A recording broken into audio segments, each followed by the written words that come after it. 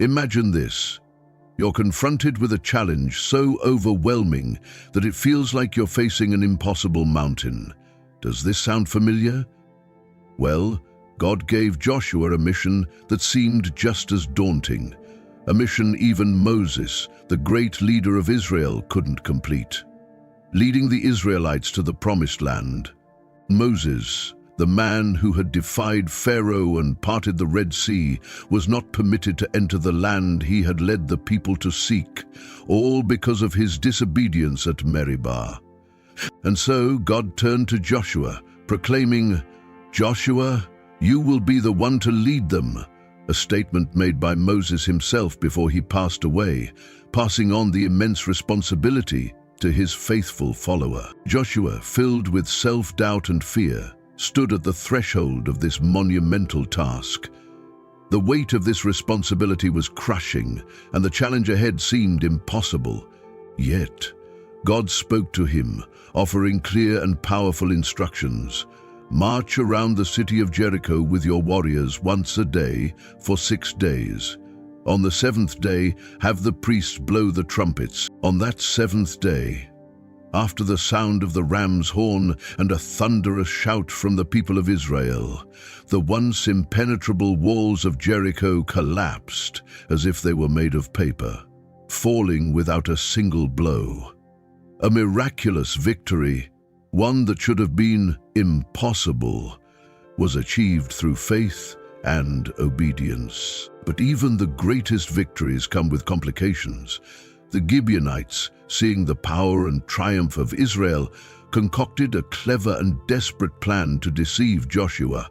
Disguised in worn-out clothes and carrying moldy bread, they pretended to be travelers from a distant land seeking peace.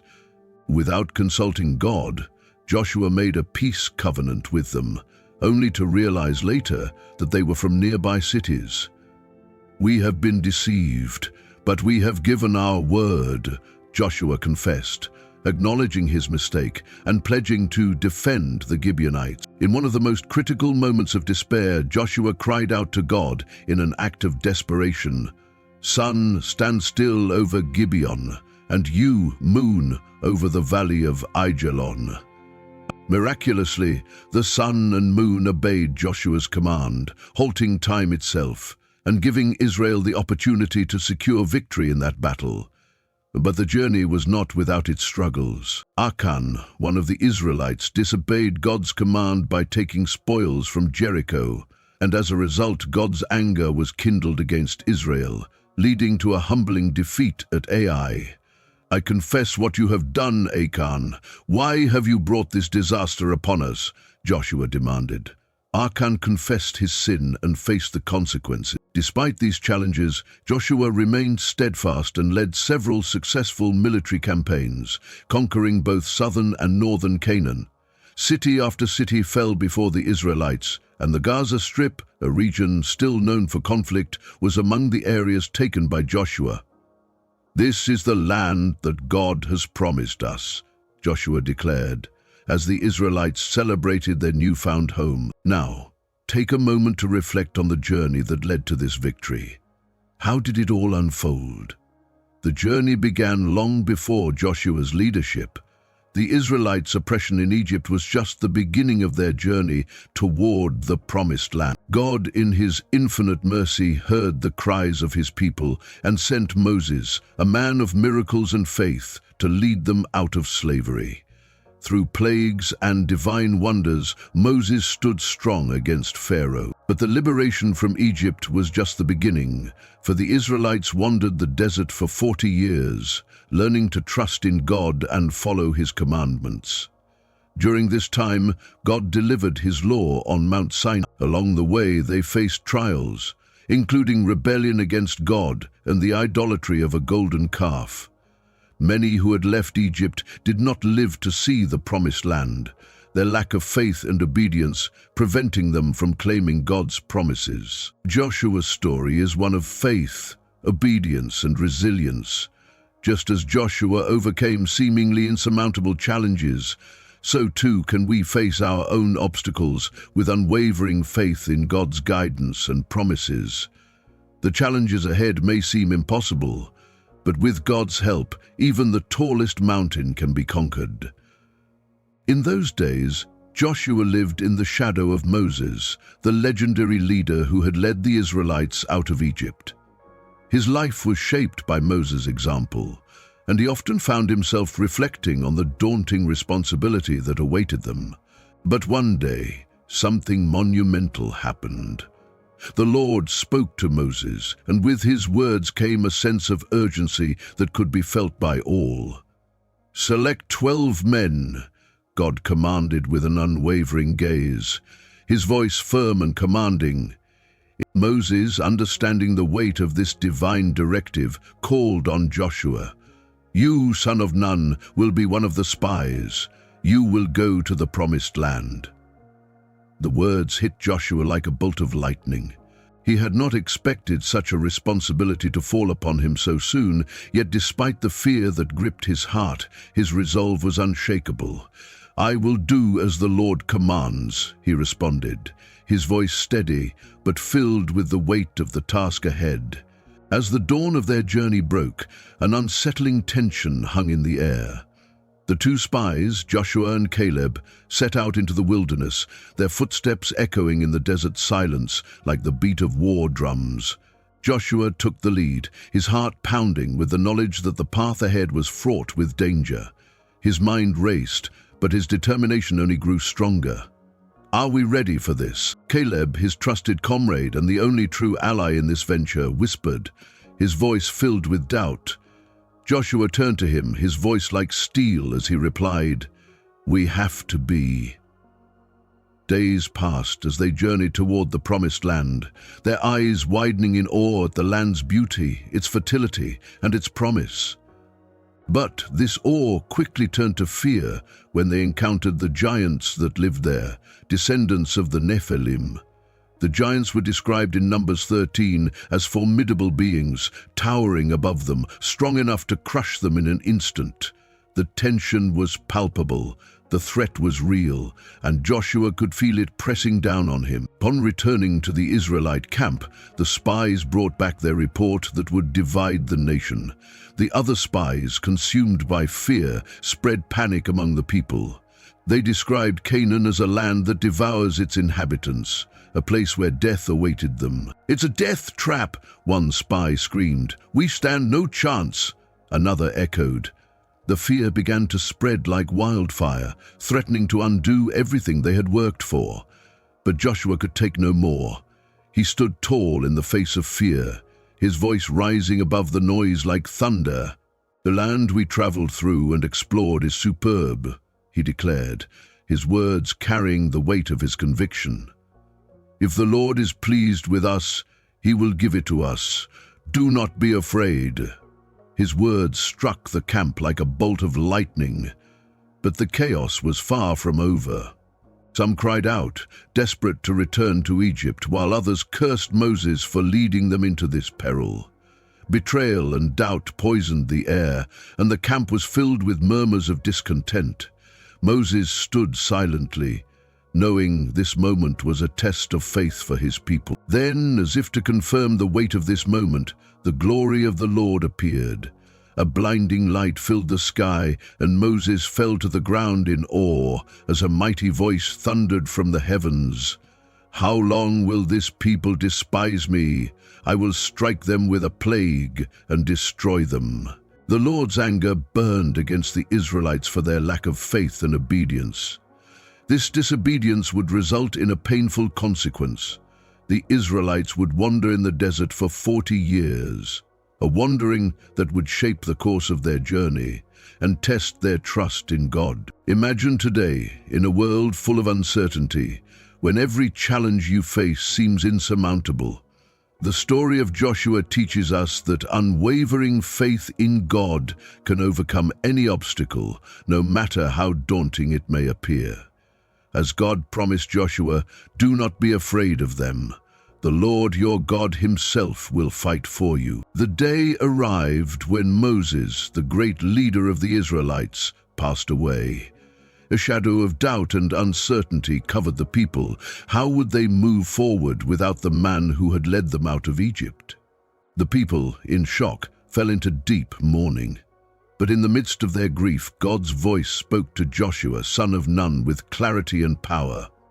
"My servant Moses is dead. Now arise and cross this Jordan, you and all this people, into the land that I give to the children of Israel." The following day, the camp buzzed with whispers. Joshua, once an assistant, was now their leader. The weight of the responsibility was heavy on his shoulders, and Joshua couldn't help but feel the knot in his stomach. Yet, unexpectedly, he stood before the people, and his voice boomed with authority and resolve. "Listen, God has spoken to me. No one will be able to stand against you all the days of your life. As I was with Moses, so I will be with you. I will not leave you nor forsake you. Be strong and courageous." The entire camp fell into a deep silence, all eyes fixed on Joshua. Thousands of faces, filled with anticipation and fear, looked to their new leader, waiting for his command. Joshua, standing tall with God's promises in his heart, declared with confidence, "Prepare provisions. In 3 days we will cross the Jordan to take possession of the land the Lord is giving us." A wave of surprise and murmurs of approval swept through the camp. Though the transition from Moses to Joshua had come suddenly, Joshua's clarity, determination, and deep faith in God reassured the people. They trusted him. That night, as the moon illuminated the camp, with an intensity they had never seen before, he spoke. "God has spoken to me. He has promised us this land, and he will be with us as he was with Moses. Do not fear. Be strong and courageous." The leaders, filled with emotion, exchanged looks of understanding. One of them, with conviction in his voice, responded, "All that you have commanded us we will do, and wherever you send us we will go." In that moment, the loyalty and unwavering spirit of the Israelites united under Joshua's leadership. They were ready to face the challenges ahead with faith in God, knowing he would lead them through. At dawn, the camp was filled with anticipation and activity. Warriors sharpened their swords, preparing for the unknown, while elders fervently prayed for guidance and strength. The Israelites, who had mourned Moses' passing, were now ready to follow Joshua into the uncharted territory ahead. On the day of departure, Joshua stood before the mighty Jordan River. The waters surged violently, a dangerous barrier to their future. But Joshua, unwavering in his faith, looked to the heavens and recalled God's promise. With a final glance at his people, he raised his voice, shouting, "Forward!" As the priests took the first step into the water, the river's roaring currents suddenly stopped. The waters parted, rising into a massive wall on either side, leaving a dry path down the riverbed. The Israelites, their hearts pounding with a mixture of faith and awe, looked at each other, their faces filled with disbelief. "Forward!" Joshua cried out once more. The people crossed, step by step, as the river stood still, a living testament to God's divine power. Then Joshua gave a command to 12 men, one from each tribe. "Take 12 stones from the riverbed. These stones will forever remind us of this miracle." The crossing of the Jordan River became a symbol of the Israelites' journey after 40 years of wandering, finally entering the Promised Land. The lesson was clear and timeless. When we face insurmountable obstacles, like the Jordan River before them, faith and obedience can create paths where none seem possible. Next, the imposing city of Jericho stood before them, its massive walls defying any hope of victory. But Joshua, determined and steadfast, received clear instructions from God. "Behold, I have delivered Jericho and its king into your hands." In the dead of night, 2 Israeli spies slipped toward the city, their hearts pounding with fear and anticipation. Their mission was perilous, to scout the enemy fortress before their attack. Jericho was a formidable city, vigilant and hostile. a true challenge for the Israelites. But when they arrived at the house of Rahab, a woman rejected by her community, their fortunes changed. "Quick, come in," Rahab whispered, opening the door just enough for them to slip inside without suspicion. She hid them on the roof, covering them with bundles of flax to conceal their presence. Moments later, a loud voice broke the stillness. "Open in the name of the king." The soldiers of Jericho had arrived, seeking the spies. "We've heard that men from Israel have entered your house. Hand them over." On the roof, the spies held their breath, hoping to remain unnoticed. Rahab, with cunning and courage, saved them. When the danger passed, she climbed up to the roof and, with a mix of fear and hope in her eyes, confessed, "I know that the Lord has given you this land because fear of you has fallen upon us." She pleaded with them, "Swear to me by the Lord that, as I have dealt kindly with you, you will deal kindly with my father's house. Give me a sign that you will save us." Grateful for her bravery, the spies made a solemn oath to protect her and her family. The spies escaped and returned to Joshua with their report. Joshua then addressed the people, declaring, "We will march around the city once a day for 6 days, and on the 7th day we will march 7 times, with the priests blowing the trumpets." The camp buzzed with curiosity. How can a simple parade bring down these mighty walls, they wondered. As the first day dawned, the Israelites began their march, silent and determined. The people of Jericho watched from their towering walls, incredulous at the sight of this quiet procession. Each day the tension grew, building toward an inevitable climax. On the 7th day, as the first rays of sunlight barely touched the horizon, Joshua stood before his people, his voice carrying the weight of destiny. "Today is the day. We will march around Jericho 7 times, and when the trumpets sound, we will shout with all our might." The atmosphere was thick with expectation, the air filled with anticipation. The Israelites moved in silence, the only sounds being the rhythmic footsteps on the ground and the occasional blast of the trumpets, which cut through the stillness. On the 7th circuit, Joshua raised his hand, and the priests blew the trumpets with all their might. "Shout," Joshua commanded, his voice resonating with divine authority. "For the Lord has given you the city." The shout of the people was deafening, a wave of sound so powerful it seemed to shake the very foundations of the earth. Suddenly, the walls of Jericho began to tremble. A crack appeared, followed by another, and in an instant, the walls collapsed with an earth-shattering crash. The city, once thought to be invincible, now... "Forward!" Joshua commanded. The Israelites surged into the city, their victory complete and total. The shock among Jericho's defenders was evident. The city that had relied so heavily on its impenetrable walls had been brought down not by force, but by the faith and obedience of God's people. This event demonstrated the undeniable power of God and underscored the importance of unwavering faith and obedience. In our own lives, we all face our own walls of Jericho, obstacles that seem insurmountable. The story of Jericho teaches us that with faith and obedience, even the most daunting barriers can be overcome. The victory at Jericho filled the Israelites with newfound confidence, but their journey to the promised land was far from over. Joshua, with unwavering determination, led his people toward the city of Ai. The plan was simple and confident. Send a small contingent of warriors, certain that victory was within their grasp. But sin soon marred their plans. Upon reaching the gates of Ai, the Israelites encountered fierce resistance from the enemy. The ambush turned into a disaster. "Retreat!" shouted one of the captains, as panic quickly spread through the camp.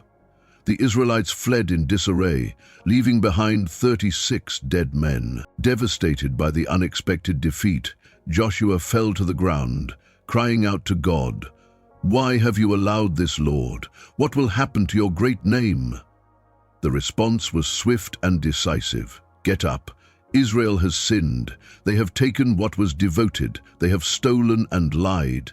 Whispers of confusion filled the camp, and Joshua, his face hardened by resolve, gathered the people.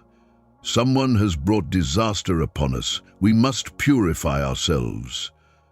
Tension hung thick in the air as Joshua called forward each tribe, each family, and each man. Finally, Achan was identified. "I have sinned," Achan confessed. "I took a beautiful robe, 200 silver coins, and a wedge of gold." The judgment was swift and severe. Joshua 7:25 tells us that Achan and all his possessions were taken to the valley of Achor and stoned. Stones flew and purification was achieved. The curse was removed, and the Israelites were once again cleansed. With sin removed, Joshua received new instructions from God. "Do not be afraid. Take all the men of war and go up against Ai." The strategy was bold and ingenious. "We'll set an ambush," Joshua explained. "One group will attack and pretend to retreat. When the men of Ai pursue, another group will seize the city." The day of the attack arrived, and the Israelites took their positions. "Forward!" Joshua commanded. The battle began, and the men of Ai fell into the trap. Believing their enemies were retreating, they gave chase. In a split second, Joshua shouted, signaling the second group to take the city. Smoke rose as the city of Ai was set ablaze, a clear sign of victory. With renewed strength, the Israelites closed in, crushing the men of Ai between the two forces. The city was captured, its defenders defeated. As it is written in Joshua 8:18, this victory was decisive and total. The lesson was clear. Purification and obedience lead to success, success that had been denied before. Following the conquest of Ai, Joshua knew the time had come to renew the covenant with God. Mount Ebal, towering and majestic, was chosen as the sacred place for this solemn act. With unwavering resolve, Joshua led the Israelites up the mountain, the air thick with anticipation and reverence. "We will build an altar to the Lord as Moses commanded us," Joshua declared, his voice resonating with authority and conviction. Following the instructions from the Book of the Law, they constructed an altar made of uncut stones, a symbolic reminder of the purity and devotion they were to uphold before God. Once the altar was completed, Joshua called for the offerings. "Bring the offerings," he commanded. Burnt offerings and peace offerings were presented, their smoke rising to the heavens as a sign of reconciliation and devotion. On the stones, a copy of Moses' law was placed. The words of the law, engraved in stone, became an everlasting symbol of the covenant between God and his people, Joshua proclaimed. The atmosphere was awe-inspiring. Joshua, with firm resolve and clarity in his voice, began reading aloud all the words of the law, the blessings and the curses, as written in the Book of the Law, as instructed in Joshua chapter 8, verse 33. All of Israel, including their elders, officials, and judges, listened attentively. The assembly, which included both natives and foreigners, was divided into two groups, one standing before Mount Ebal and the other before Mount Gerizim, as Moses had commanded. "Today we renew our covenant with the Lord," Joshua announced. "Always remember the words of this law and keep them in your hearts." A profound silence filled the space, and the significance of the moment could not be denied. The renewal of the covenant at Mount Ebal serves as a powerful reminder of the importance of remembering and reaffirming our promises, especially in times of challenge and change. It teaches us to renew our own commitments to God, to honor our vows, and to stay steadfast in our devotion. The victories at Jericho and Ai had sent ripples of fear through the neighboring cities, and among them Gibeon, a clever and desperate city, devised a plan. Its leaders, dressed in worn-out clothes and carrying moldy bread, approached the Israelite camp. They claimed, "We come from a distant land. Make a covenant with us." Joshua, curious but cautious, watched them closely. "How do I know you are not our neighbors?" he asked. The Gibeonites presented their stale, moldy bread as proof. "This bread was fresh when we left, and now look at it, moldy and dry," they explained. Without consulting God, Joshua made a peace covenant with them, promising not to attack. However, days later, the truth came to light. The Gibeonites were actually their neighbors. Joshua, filled with righteous anger, confronted them. "Why have you deceived us?" he demanded. "We will be your servants forever," they replied. "Because we have heard of the greatness of your God." Their deception revealed the complexity of leadership. Sometimes even the best of intentions can be led astray by unwise decisions. But this moment also emphasized the necessity of seeking divine guidance in all things, for without it, even a leader as wise as Joshua could falter.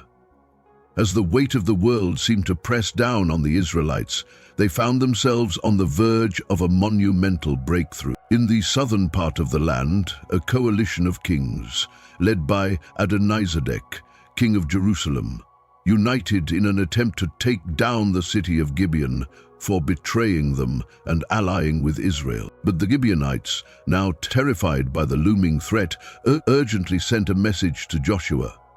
"Do not abandon us. Come quickly and save us." Without hesitation, Joshua assured his warriors. "Fear not," he declared with unwavering confidence. "The Lord has delivered these kings into our hands." In a bold and strategic move, Joshua led the Israelites on a night march, arriving at the battlefield with complete surprise. As the chaos of battle unfolded, Joshua commanded the warriors to attack mercilessly. The fight was fierce, and just as victory seemed certain, a supernatural turn of events occurred. The Lord, showing his immense power, hurled massive stones from the sky upon the enemies. As described in Joshua 10:11, more foes died from the stones than from the swords of the Israelites. It was a divine intervention that turned the tide of battle, but Joshua, unwilling to leave any loose ends, commanded in a voice that echoed with divine authority, "Sun, stand still over Gibeon, and you, moon, over the valley of Aijalon." Incredibly, the sun and moon stopped in their tracks, halting the day until the Israelites completed their victory. The walls of Jericho had fallen, and now the southern king's coalition had been utterly defeated. Joshua ordered that the captured kings be brought to him. With a cold and resolute gaze, he looked at them and commanded his captains, "Place your feet on their necks. So shall the Lord do to all your enemies." This act symbolized the total and unyielding authority of God's will in the land. The fame of Joshua and his victories spread like wildfire throughout the region. Meanwhile, in the northern part of Canaan, the kings of the area grew increasingly restless. Jabin, king of Hazor, a cunning and powerful strategist, was not about to wait to be the next victim. He summoned a formidable coalition of kings and armies and declared, "We will unite to destroy Israel before they destroy us." At the break of dawn, Joshua mobilized his warriors, ready to face this new threat. The Israelites had mastered the art of transitioning from the desert to the battlefield, and without warning they struck the enemy coalition at the waters of Merom, catching them completely off guard. The battle was intense, but Joshua stood firm. "Fear not, the Lord is with us," he called out to his troops as they fought fiercely. The climax of the battle came when Joshua faced Jabin himself. Seeing his kingdom crumble, Jabin attempted to flee, but Joshua, swift and determined as the wind, caught up with him. "Your kingdom has fallen, Jabin," Joshua stated coldly, and with a single blow, he ended the reign of one of the most powerful kings in the north. The fall of Hazor, the most formidable city in the region, was a devastating blow to the northern coalition.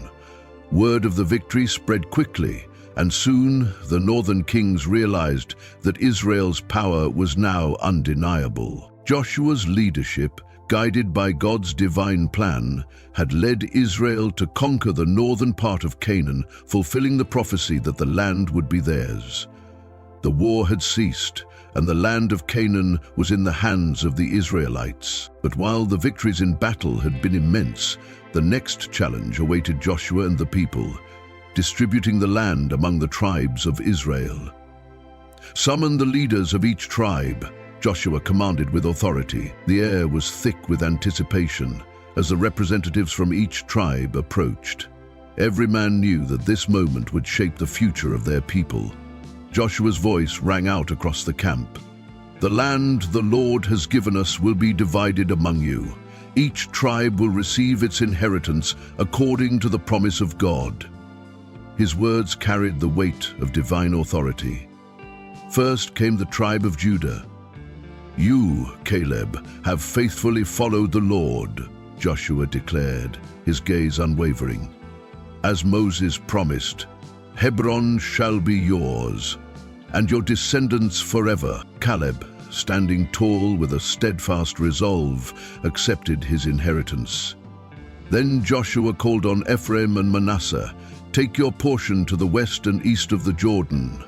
The distribution continued, with each tribe receiving its rightful share of the promised land. The camp was filled with murmurs of excitement, and occasional shouts of joy rang out. As the smaller tribes approached, a sense of tension filled the air. "What about us?" they asked, eager to know their fate. Joshua, with a piercing look, replied, "The lands of Benjamin, Simeon, Issachar, Zebulun, Asher, Naphtali, and Dan lay before you. Explore and take possession according to the Lord's command." Then came the tribe of Levi. The Levites, who had no inheritance of land, would receive cities and the territories around them. "Your possessions shall be the cities of refuge and the surrounding areas," Joshua proclaimed. "The Lord himself is your inheritance." With the land now divided and the inheritance established, Joshua turned to the people. "Every tribe has received its inheritance, but remember," he said, his voice heavy with solemnity, "the land you tread upon is holy. Maintain your faith and obedience to God, for it is He who has given you this land." Years later, after a life marked by victories and unwavering faith, Joshua found himself nearing the end of his journey. At the age of 110, he felt the weight of his years, but his heart was full of determination to leave behind a legacy of faith and obedience. He knew that the time had come for a final gathering, a moment to address the people who had followed him and trusted in God's plan. "Gather around," Joshua commanded, his voice firm. And the people assembled, knowing that the words he was about to speak would be the last they would hear from their beloved leader. Under a clear, expansive sky, Joshua rose, his presence commanding the attention of all who stood before him. "Behold, I am old, advanced in years," he began, his words carrying the weight of a lifetime of experience. "You have witnessed all that the Lord your God has accomplished for your sake against these nations, for it is the Lord your God who has fought for you." A reverent silence fell over the assembly as Joshua's voice resonated with the authority of one who had walked through trials and triumphs, always guided by God's hand. "But beware," Joshua's tone shifted, becoming sharper, more urgent. "If you stray and serve other gods, the Lord's wrath will ignite against you and you will perish quickly." The air grew tense as his warning sank in. The message was clear. Loyalty to God was not merely a suggestion, but a command for survival. "Choose this day whom you will serve," Joshua declared, his gaze sweeping across the people, who felt the weight of his words in their hearts. For him. "But as for me and my household, we will serve the Lord." The people, with unwavering conviction, responded in unison, "We too will serve the Lord, for He is our God." Joshua, with a fierce and resolute gaze, sealed the covenant. You are witnesses against yourselves that you have chosen to serve the Lord. The commitment was made, solemn and definitive, binding the people in a new chapter of their journey with God. Then remove the foreign gods among you and turn your hearts to the Lord, the God of Israel. This final command marked the true beginning of their collective devotion to God, one that would shape their future. Days later, at the age of 110, Joshua passed away, leaving behind a legacy of faithfulness that would not be forgotten. He was buried in the hill country of Ephraim, and the people mourned his loss, yet celebrated a life wholly devoted to serving God and guiding his people. Under the vast, starry sky, Joshua's legacy continued to shine brightly, a guiding light for future generations. His final speech echoed in the hearts of Israel, a powerful reminder that with God all things are possible. Though Joshua's death marked the end of his journey, it was also the beginning of a new chapter for Israel.